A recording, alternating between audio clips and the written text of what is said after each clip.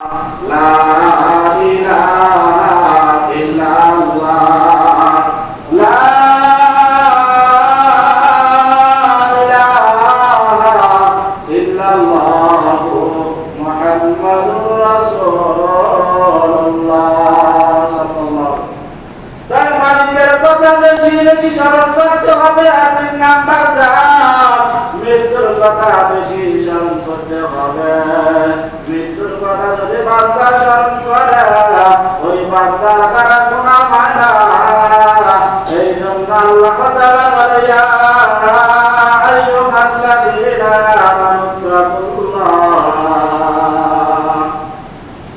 হে ঈমানদাররা আল্লাহকে ভয় করো, ভয় করার মতো ভয় করো।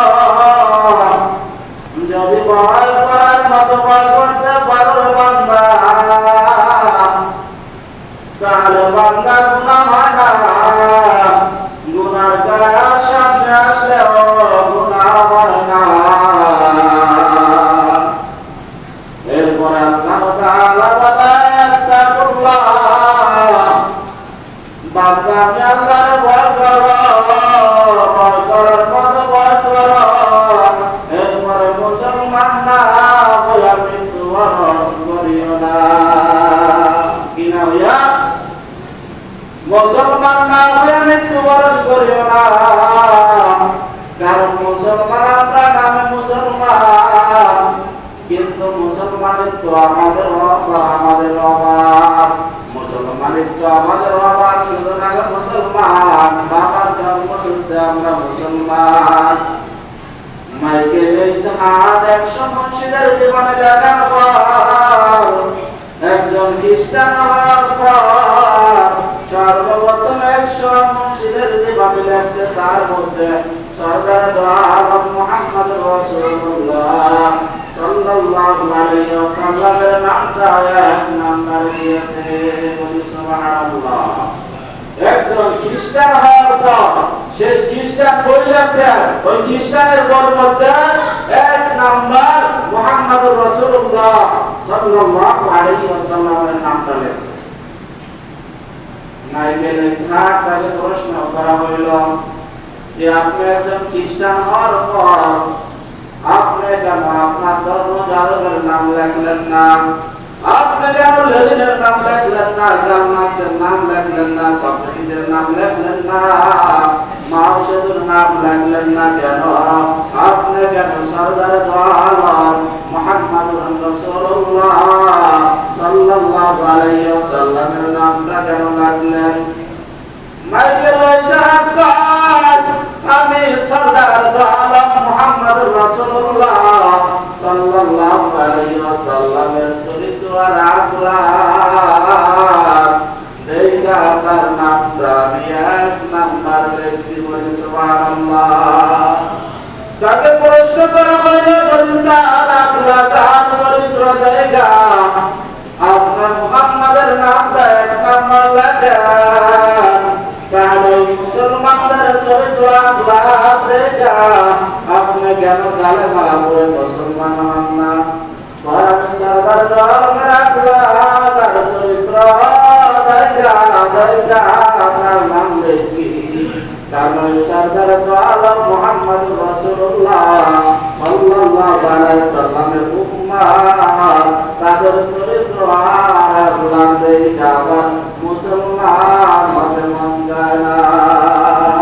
কি আমাদের আখলাক আর চরিত্র আমাদের লেনদেন এত খারাপ, আমরা মুসলমান, আমরা সুদের সাথে সম্পৃক্ত, আমরা মুসলমান, আমরা ঘুষের সাথে সম্পৃক্ত, আমরা মুসলমান, মিথ্যার সাথে আমরা সম্পৃক্ত, আমরা জবরদখলের সাথে সম্পৃক্ত, আমরা জুলুমের সাথে সম্পৃক্ত।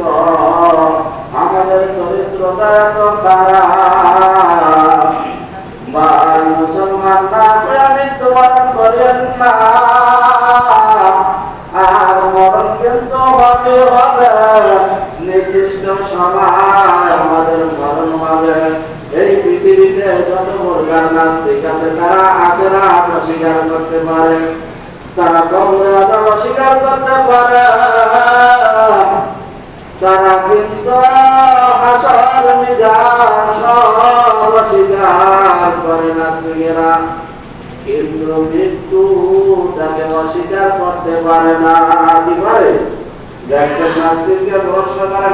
আযাব হবে কয় না, কবরে আযাব নাই কয়, মিজান আছে কয় না, কৌসুরাত আছে কয় না, হাসরের ময়দান আছে কয় না, মৃত্যুর পর কবরে যাবে, মাটির সাথে বিলীন হয়ে যাবে, তার আকীদা এরকম।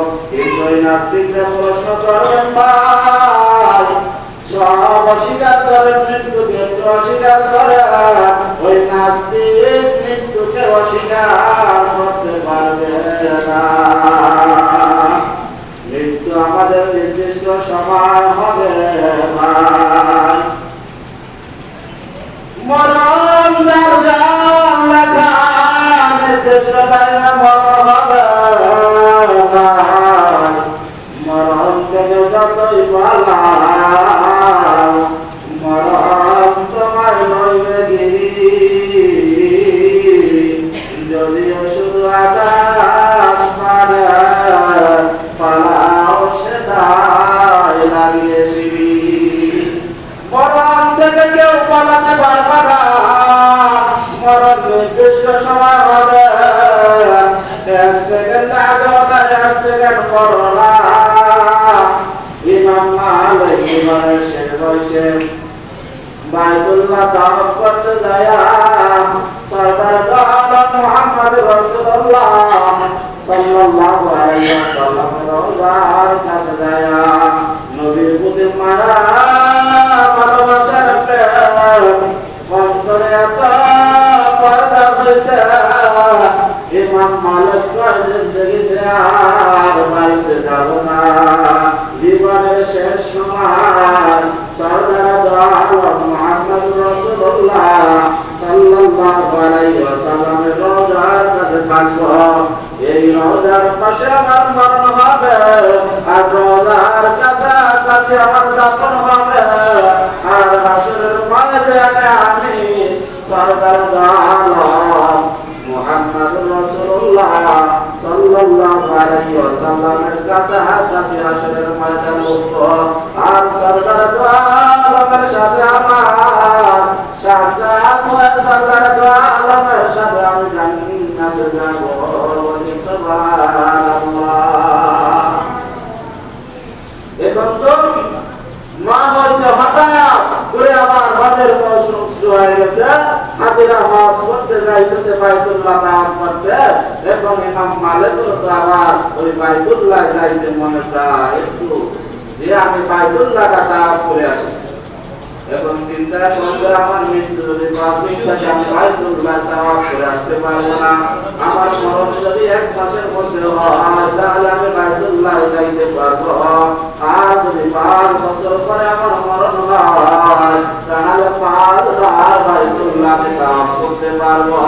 এখন আমার মরণটা কোনদিন হইবে তা তো ইমাম মালিক জানে না। মৃত্যুটা জানার জন্য ইমাম মালিক ইস্তেখারা আমল শুরু করেছে। 1 দিন 2 দিন 3 দিন আমল করার পর রাতের বেলা ঘুমায় যাওয়ার পর সরদার দো আলম মুহাম্মদ রাসূলুল্লাহ সাল্লাল্লাহু আলাইহি ওয়াসাল্লাম রাতের বেলা স্বপ্নে দেখে সরদার দো আলম মুহাম্মদ রাসূলুল্লাহ সাল্লাল্লাহু আলাইহি ওয়াসাল্লামের রওজা থেকে হাত বের করে এভাবে লড়া দিয়েছে। ঠিক আছে, বলনা সুবহানাল্লাহ। ইমাম মালিক ইস্তেখারা আমল 1 দিন 2 দিন 3 দিন করার পর 3 দিনের মাথায় রাতের বেলা ঘুমায় গেছে, ঈশার নামাজ পড়ে দেখে সরদার দো আলমের রওজা থেকে হাতটা বের করে একটা লড়া দিয়েছে। ইমাম মালিক ঘুম থেকে জায়গা চিন্তা করলাম, সরদার দো আলমের 5টা আঙ্গুল লড়া দিয়েছে, আমার কি 5 বছর আছে না 5 দিন আছে না 5 বছর না 50 বছর আমার হায়াত, কয়দিন আমি জমিনে থাকবো জানার জন্য ইস্তেখারা আমল। এই স্বপ্নের দাবি তো তিনি জানে না, ওই জামানার শ্রেষ্ঠ স্বপ্নজগতের সম্রাট ইবনে শিরিন তার কাছে তার কাদেরকে বানাইছে, ও কাদের যাও ইবনে শিরিনের কাছে যাও, যায়া আমার এই সরদার দো আলম 5টা আঙ্গুল লাগাইয়া রওজা থেকে আমার দেখাইছে দাবিটা কি একটু জানে আসবা আমাকে জানাবা তাদের ইবনে সিরিনের কাছে বলো হুজুর একটা স্বপ্নের দাবি বলেন কয়েক বান্দা রাতের বেলা স্বপ্ন দেখছে সরকার বলো মুহাম্মদ রাসূলুল্লাহ সাল্লাল্লাহু আলাইহি সাল্লাম কবর থেকে হাতটা বের করে নাড়া দিয়েছে এই পাঁচটা আঙ্গুল দেখাইছে দাবি এটা কি ইবনে সিরিন এই স্বপ্নকে দেখছে তোমার নামটা বলতে হবে যদি নাম বলো স্বপ্নের দাবিটা জানাবো নাম না বললে জানাবো না তাই নাম তো বলা নিষেধ তাই নাম বলা যাবে না দাবি বলে তাই নাম বলা যাবে না তাই যদি নাম বলা না যায় তাহলে স্বপ্নের দাবি বলা যায় না যখন দাবি বলবো না এমন স্বপ্ন এই জমিনে বর্তমান সমাজ ইমাম মালিক ব্যতীত আর কেউ দেখতে পারবে না বলি সুবহানাল্লাহ কি কর ইমাম মালিক তো স্বপ্ন দেখছে তাদেরকে বলছে নাম বলবো না স্বপ্নের দাবিটা জেনে আসবা যখন নাম না বললো ইবনে সিরিন বলে দাবি বলা যায় না আর যখন দাবি আমি নামটা তুমি বলবা না তবে এই যুগে এই স্বপ্ন ইমাম মালিক ব্যতীত আর কেউ দেখতে পারে না বলি সুবহানাল্লাহ ইমাম মালিকের কাছে গিয়ে বলে ইবনে সিরিন দাবি বলে না কি বলছে এই যুগের স্বপ্ন এই সময় এই স্বপ্নটা ইমাম মালিক ব্যতীত পৃথিবীর জমিনে আর কেউ দেখতে পারে না বলি সুবহানাল্লাহ কয় যদি না বলে নামটা জানা দাও হলো ইবনে সিরিন ইমাম মালিক জানিয়ে রাখলে এমন স্বপ্ন সরকার মুহাম্মদুর রাসূলুল্লাহ হাতটা বের করে নাড়া দিয়েছেন স্বপ্নটার দাবি শোনো আল্লাহ তাআলা ইলমের একটা খাজানাতে ইলমের সিন্ধুক আছে ওই সিন্ধুকের মধ্যে 5টা জিনিস আল্লাহ গোপন করে রাখছে 5টা ইলম আল্লাহ গোপন রাখছে ওই ইলমের খবর দুনিয়ার জমিনে কাউকে জানায় না এমনকি সরকার